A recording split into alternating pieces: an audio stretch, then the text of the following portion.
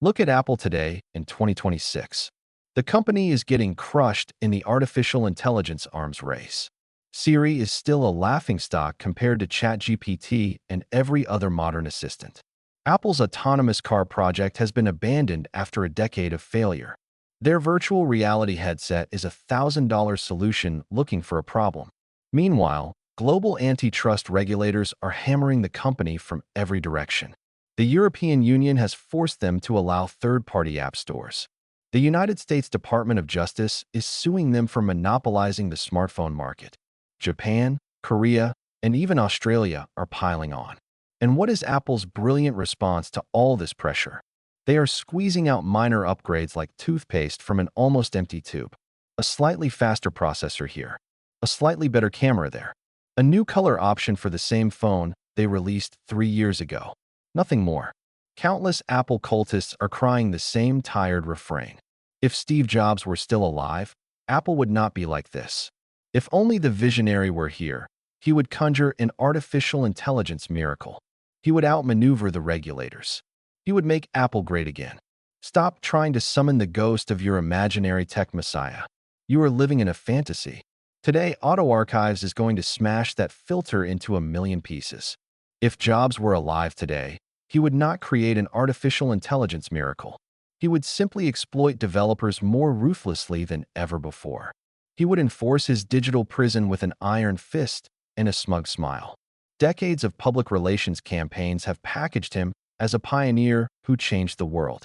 But strip away the iconic black turtleneck. Remove the round glasses. Erase the reality distortion field. What you will find underneath is a man who could not write a single line of code. He made his first pot of gold by scamming his best friend.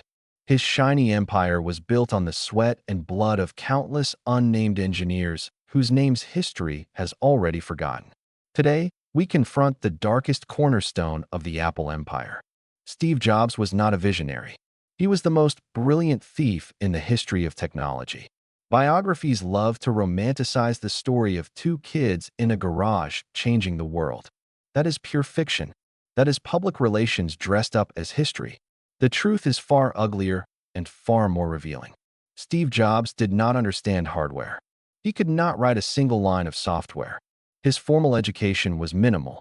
He dropped out of Reed College after one semester and hung around campus crashing on friends' floors.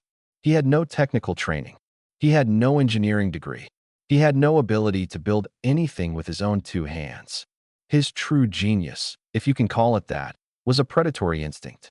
He could sniff out the commercial value of other people's brilliance. He could see dollar signs where others saw hobby projects. And most importantly, he had no hesitation whatsoever about claiming other people's work as his own. Let us start with the blue box. This was a small electronic device that allowed users to make free long-distance phone calls by mimicking the tones used by telephone operators. The technology was not invented by Jobs. It was invented by a legendary hacker named Captain Crunch and built by Steve Wozniak. Jobs saw it lying around, instantly recognized its profit potential, and convinced Wozniak to manufacture a batch. Jobs then went out, found buyers on college campuses, and sold the devices for $300 each. He took the money. He kept most of it. Wozniak, the inventor, got a tiny cut. This was the founding pattern of Jobs' entire career. Find someone brilliant. Exploit their labor. Take the credit. Keep the money. Move on. Now let us talk about the founding of Apple. The media loves to say Jobs and Wozniak built the first Apple computer together. That is not accurate. Wozniak designed the Apple I entirely on his own. He built it because he wanted to impress his friends at the Homebrew Computer Club. He was giving away the schematics for free. Jobs was the one who saw dollar signs. He convinced Woz to stop giving away his work and start selling it. Jobs handled the business side, which meant he handled the money. Their first major commission came from the Byte Shop, which ordered 50 fully assembled computers. Wozniak built every single one by hand. Jobs negotiated the deal, took the payment, and controlled the finances. The pattern repeated. The most disgusting example of Jobs' parasitic behavior happened at Atari. In 1974, Jobs was working as a technician at the video game company Atari. His boss, Nolan Bushnell, asked him to design a single-player version of the game Pong. The game was called Breakout. It was a difficult engineering problem that required minimizing the number of computer chips used on the board. Bushnell offered a bonus of $100 for every chip eliminated. Jobs had no idea how to solve this problem. He could not design a circuit. He could not write the code. So he did what he always did. He recruited Wozniak. He promised to split the bonus 50-50 if Wozniak could design the game. Wozniak worked for 4 days and nights straight without sleeping. He created an elegant design that used only 46 chips. It was a masterpiece of engineering. When Jobs received the payment from Atari, it was $5,000. Not just the hourly wage. The bonus was substantial. Jobs looked at the check, looked at his exhausted friend, and made a decision. He told Wozniak that Atari had paid only $700. He handed Wozniak $350. Half of a lie. Jobs kept the remaining $4,650 for himself. He stole from his best friend. He stole from the man who built his entire career. He stole from the only person who ever genuinely helped him. And he never apologized. He never repaid the money. He never even acknowledged what he did. From that moment on, Jobs established the business ethos of his entire life. Let the real geniuses bleed behind the curtain. Let them work through the night. Let them give their health, their time, their families to the cause. He would stand in the spotlight, taking all the money and all the fame. But an empire built on parasitism inevitably faces a reckoning. The chickens always come home to roost. When Jobs was ousted from Apple, the company he himself had founded, the media painted him as a tragic visionary. Poor Steve, persecuted by short-sighted executives who could not see his genius. Booed off his own stage by Philistines who hated beauty. That narrative is complete garbage. Jobs was fired because his incompetence and tyranny finally caught up with him. The board did not persecute him. They stopped the bleeding. Let us examine the legendary Macintosh launch of 1984. You have seen the commercial. The stunning Super Bowl ad directed by Ridley Scott. The image of a young woman throwing a hammer through a giant screen. Orwellian. Revolutionary. The stuff of marketing legend. The product itself was a different story. The original Macintosh was slow. It had insufficient memory. It lacked a hard drive. It had no expansion slots. And it cost $2,500, which was outrageously expensive for its limited capabilities. Sales were disastrous. The machine sold far below projections. The hype wrote checks that the product could not cash. Internally, Jobs was not a leader. He was an emotional terrorist and a master of psychological manipulation. He routinely humiliated employees in meetings. He called their work garbage. He told them they were worthless. He reduced anyone who did not blindly obey him to garbage. He would burst into tears when he did not get his way. He would scream. He would curse. He would give employees the silent treatment for weeks. He burned through cash on useless aesthetic details that customers neither noticed nor cared about.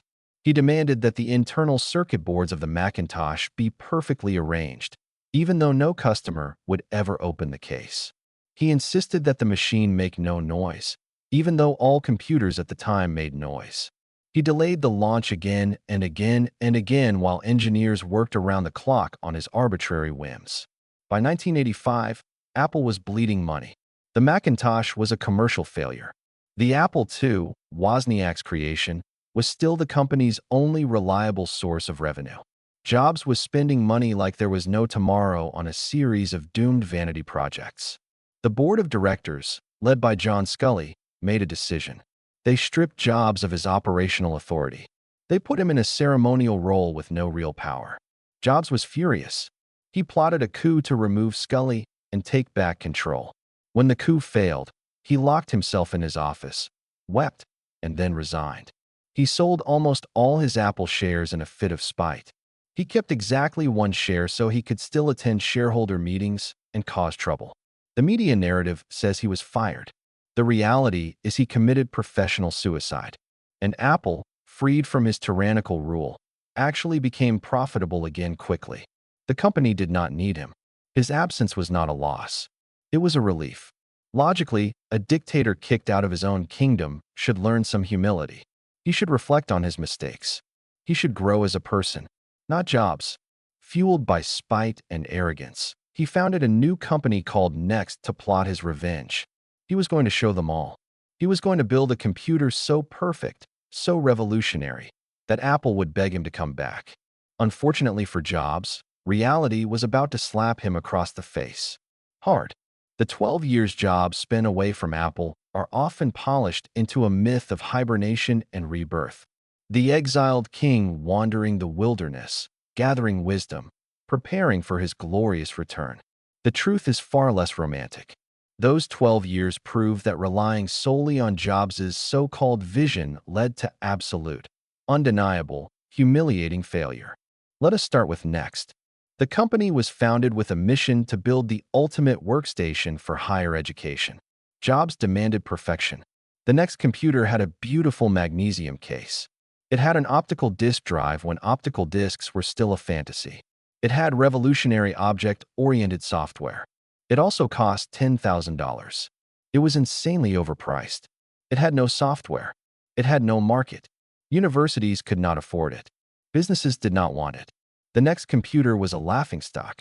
The company burned through hundreds of millions of dollars in venture capital with nothing to show for it.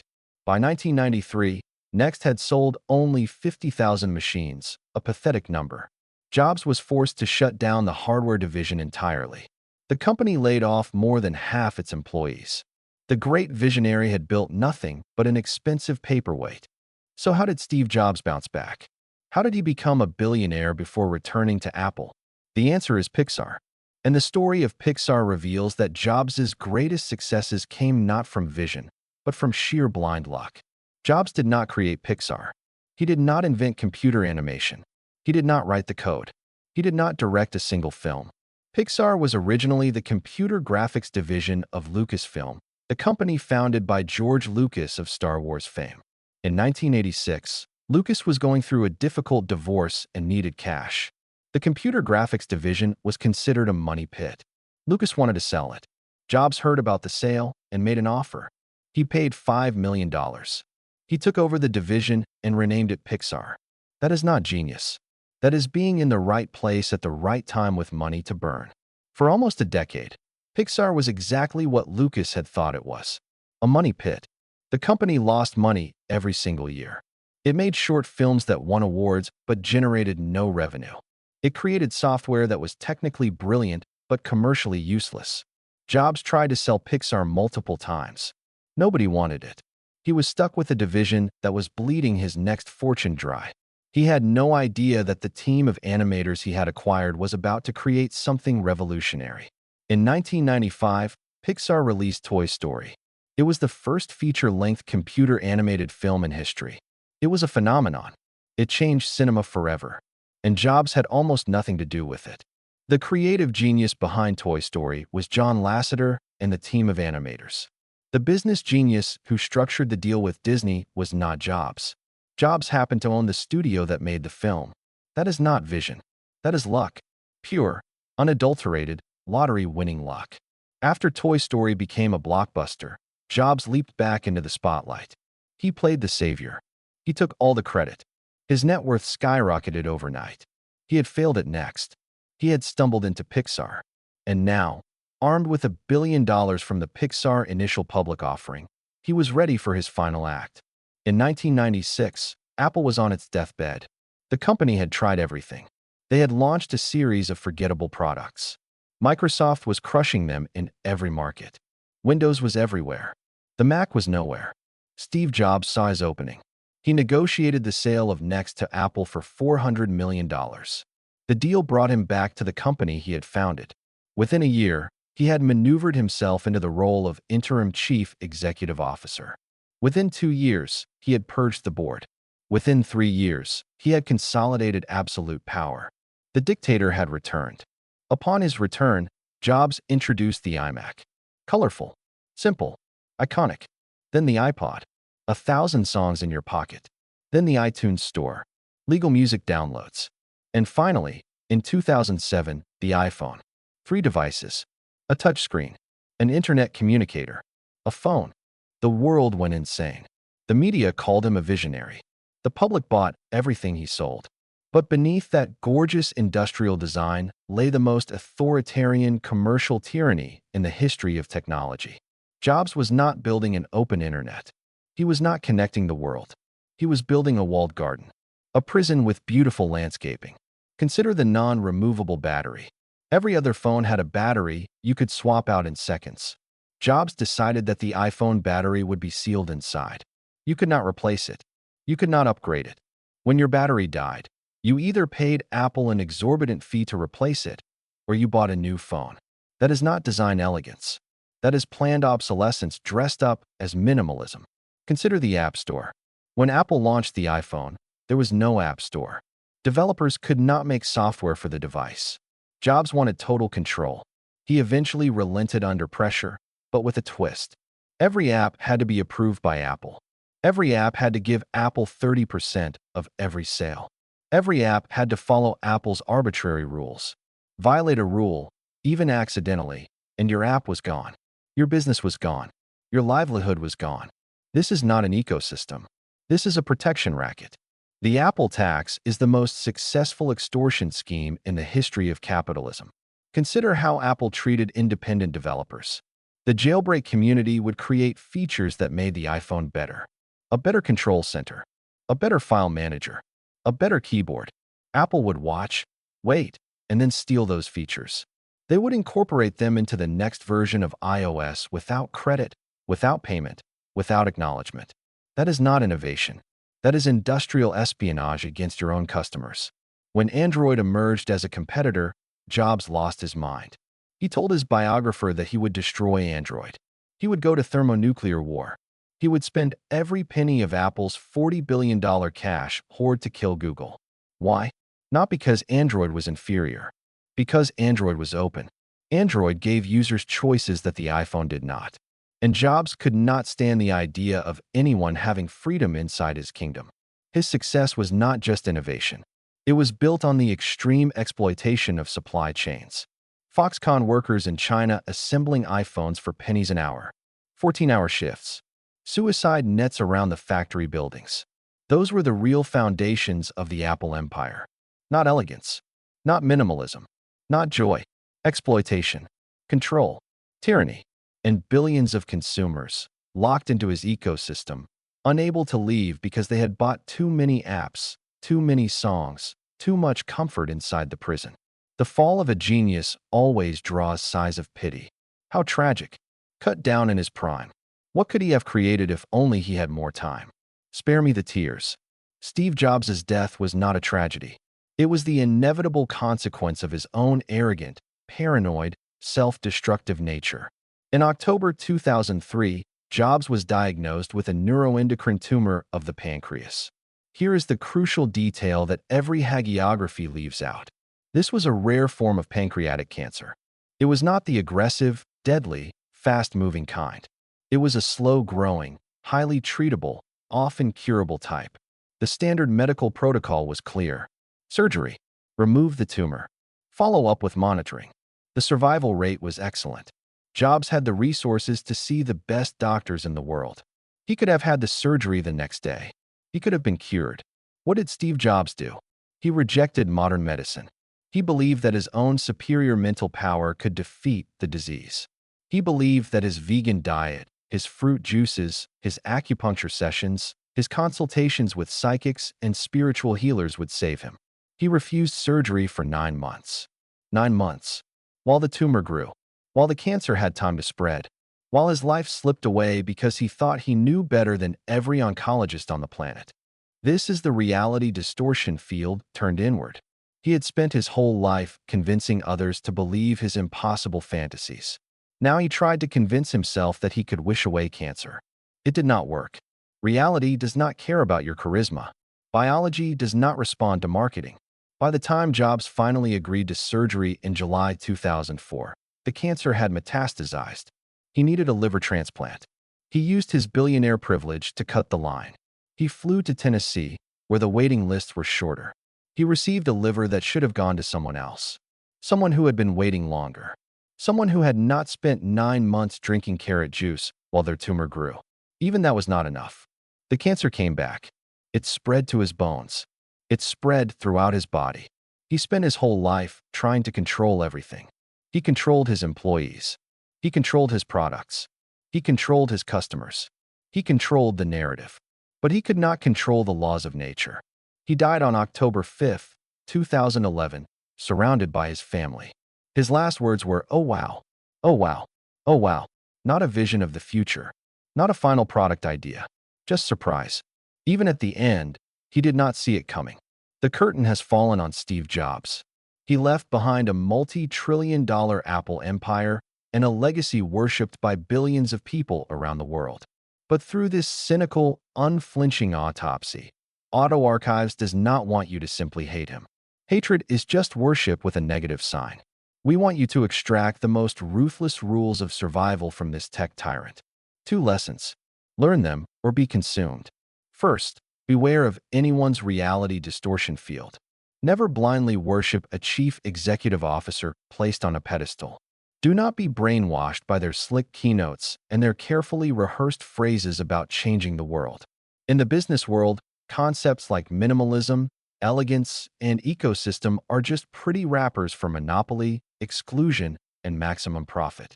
The moment you see a charismatic leader, ask yourself who is doing the real work, who is not getting paid, who is invisible.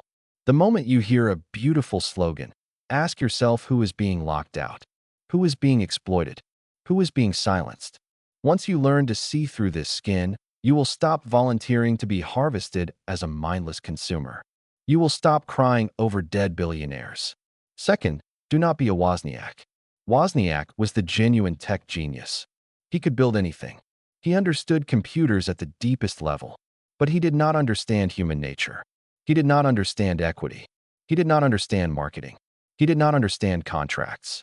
As a result, he ended up with a fraction of the wealth while his exploitative partner went down in history as a visionary. In this society, the honest person who just keeps his head down and works hard will always be someone else's stepping stone. You will be used. You will be discarded. You will be forgotten. You do not have to become a cunning bloodsucker.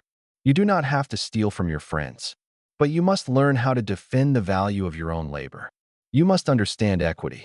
You must understand contracts. You must understand that talent without business acumen is just a staircase for someone else to climb.